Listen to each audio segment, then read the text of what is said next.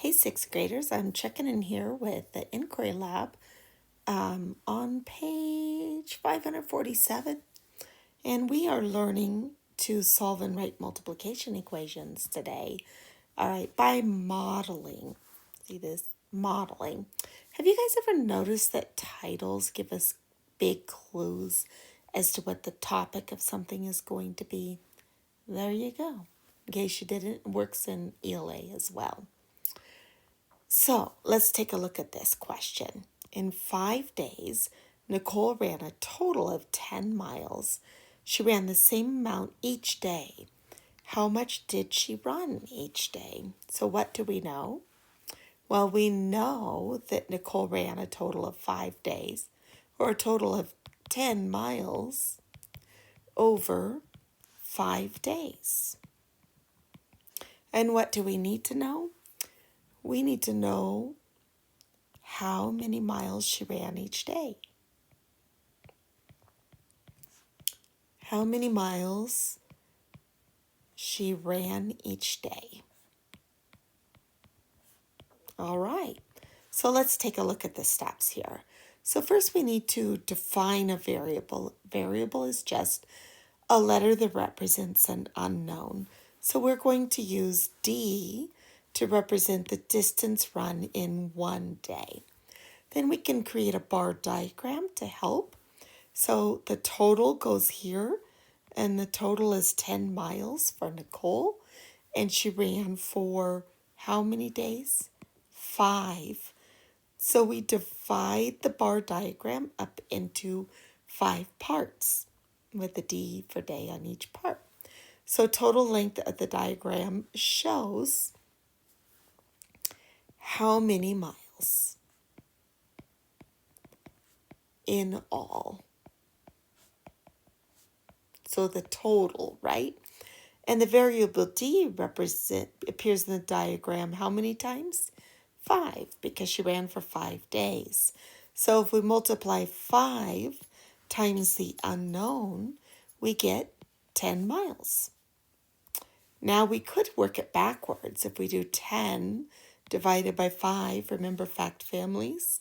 5 times, oh, well, we know it's 2, right? 5 times 2 is 10.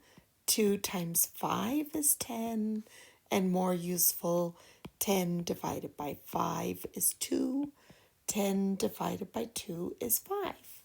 Yeah, we've been doing that for a long time, haven't we?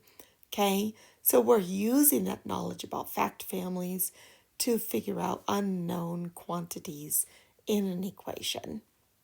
Well, we kind of knew that one. But of course, eventually the numbers will get bigger. Let's take a look at this. Suppose Nicole ran 12 miles in 4 days. If she ran the same distance, and we will represent that with the variable D each day, how many miles did she run? Okay, so what was our total number of miles? 12 miles. So that goes up top. And it was over 4 days. So divide the bar diagram into 4 parts. D for days.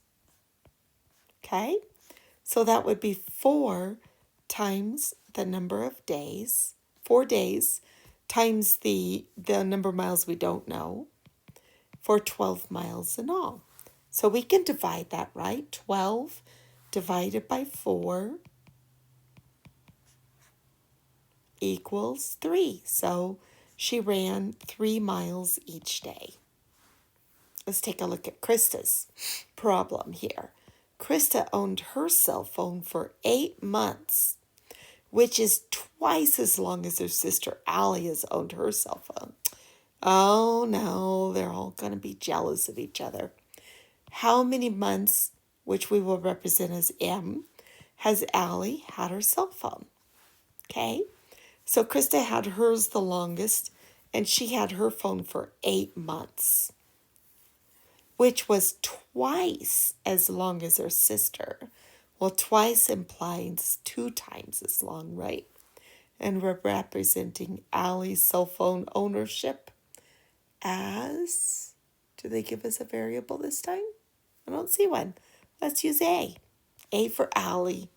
So 2 times the number of months Allie owned her phone equals the number of months Krista owned her phone. And we will use inverse operations. 8 divided by 2, right? So A equals 4. I feel pretty good about that. Okay, so let's take a look at this one. It gave us a problem, 3x equals 12, or 3 times something equals 12. We all know what it is, but let's draw it anyway. So here are our 3 x's, and then we will just divide 12 up evenly into 3 groups. 4, 4, 4.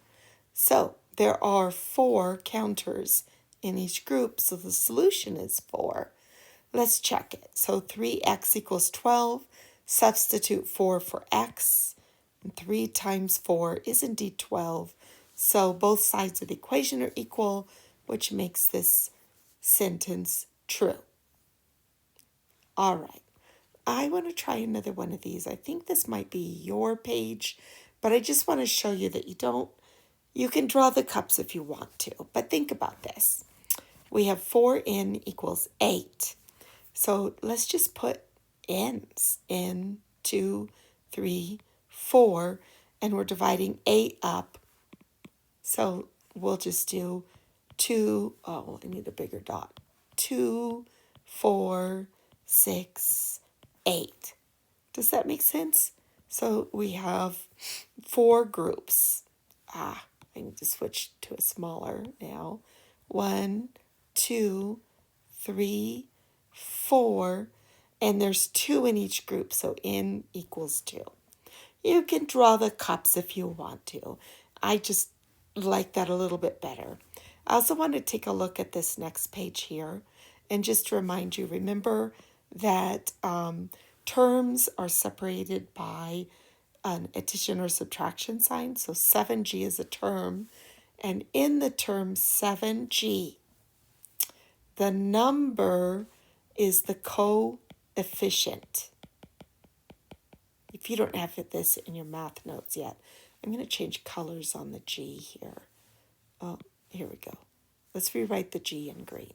7G. And the letter is the variable. Okay? So the number is the coefficient and the letter is called the variable.